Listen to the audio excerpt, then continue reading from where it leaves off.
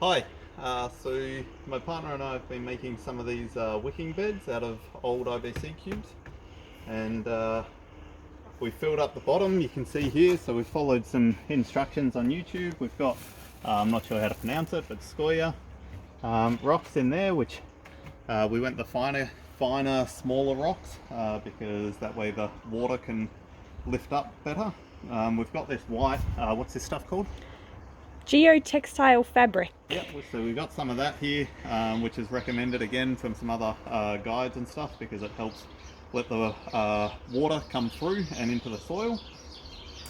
We've got, I mean, there's plenty of guides on these, so feel free to look them up, but this pipe runs down. There's some black, I think it's agricultural piping that runs down the bottom, but essentially we'll fill up the bottom with water by putting the water in through there.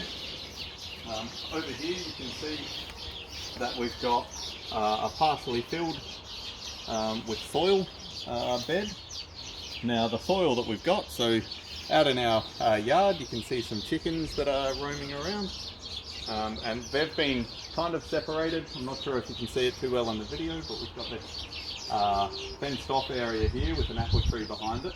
The intention was for the chickens to be in that area as a chicken coop, and this area would be our garden area, but if you can see down here, we've kind of been overrun with this very nasty sort of grass weed stuff. So we ended up just letting the chickens run free for a while now, and this is our hope to separate the weeds from what we actually want to plant. So a lot of the soil in here, because the chickens have been running around so long, the soil in here is super dense and really nice. We were digging up just a little over there, and there's lots and lots of worms in it, so that's awesome. The soil over here came from, if you can see out in the distance there, outside of the coop, we've got another garden that we dug up all the grass from over there, all the lawn, dug that up, brought it in, dropped it into the chicken coop with the intention that they would kill off the grass, which they've done an okay job of, but they've been in here more than they have been in there. So we're now filling up these beds with a mixture of the soil. We've got some of the soil from in the old coop, which has a lot of grassweed and some soil, and our first attempt to kill off the grass over in that area. We laid down a whole bunch of cardboard that we picked up from, you know, the bins of local supermarkets and that sort of stuff, and that unfortunately had a whole bunch of tape attached to the cardboard, so we hadn't pulled all that off. That was kind of an amateur mistake, but we've now got a whole bunch of soil in there that's got tape and grass weeds, roots and that sort of stuff in there.